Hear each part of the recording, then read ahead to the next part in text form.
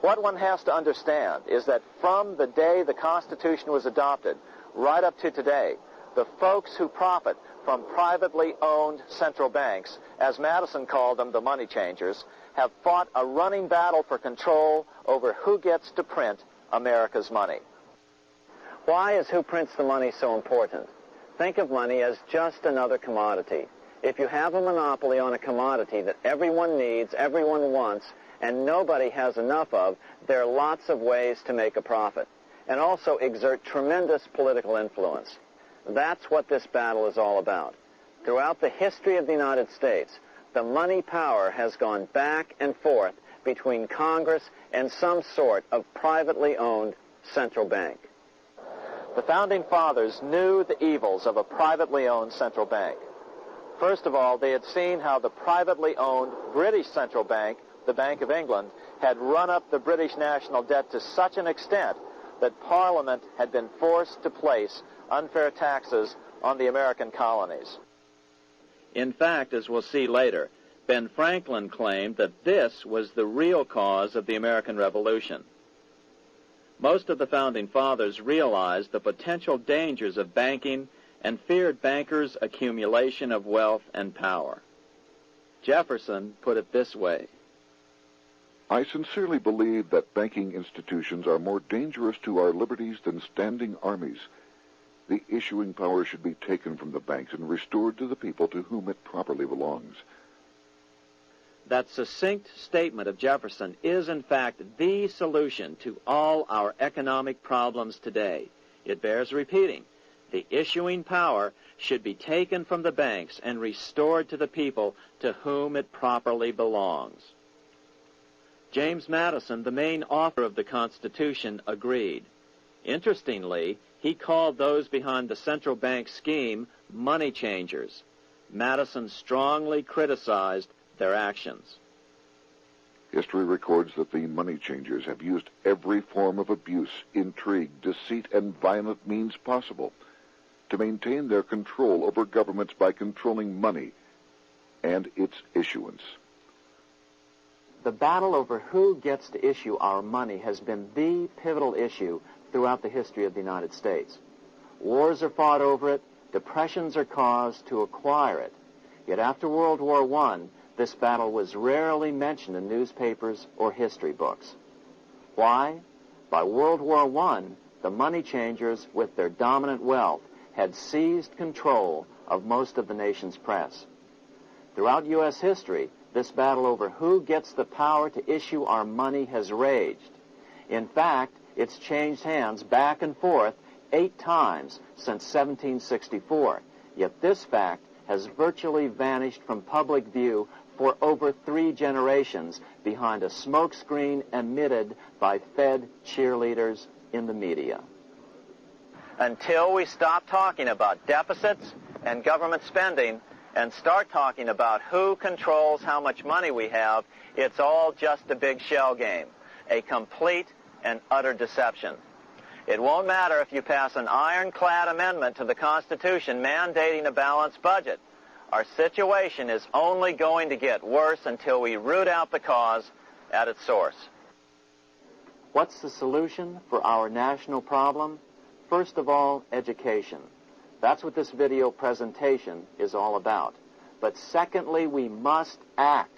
We must take back the power to issue our own money. Issuing our own money is not a radical solution. I want to stress that.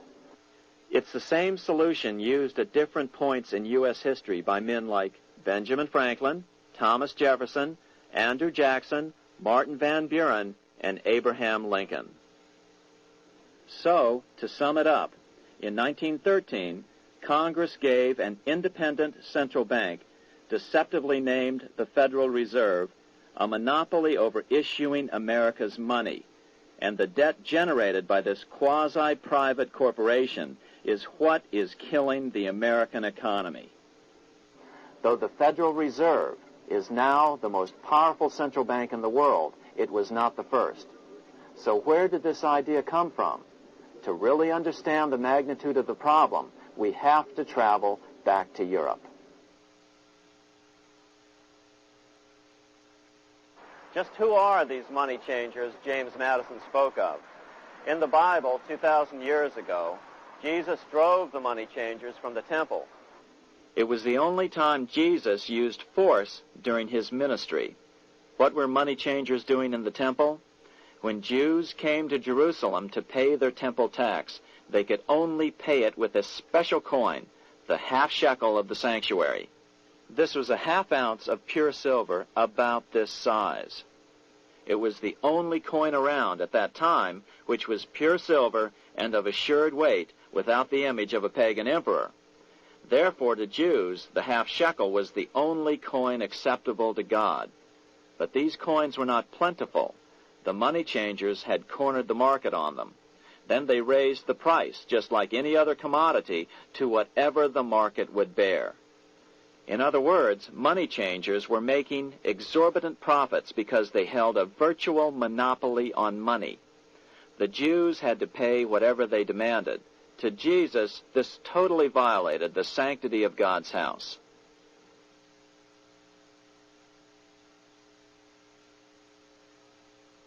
But the money-changing scam did not originate in Jesus' day. 200 years before Christ, Rome was having trouble with money changers.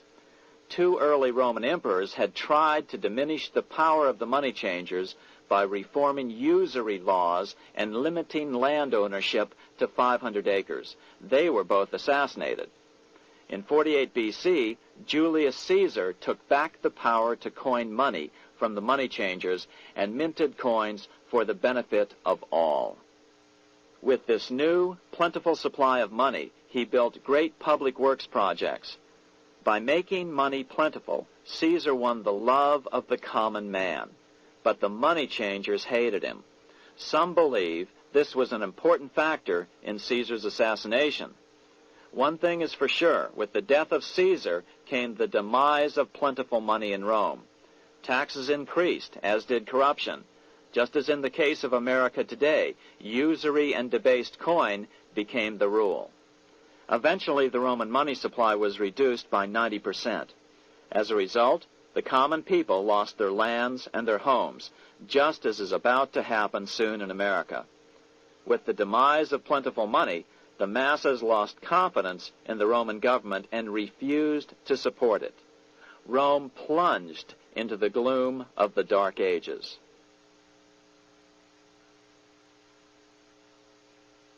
A 1,000 years after the death of Christ, money changers, those who loan out and manipulate the quantity of money, were active in medieval England.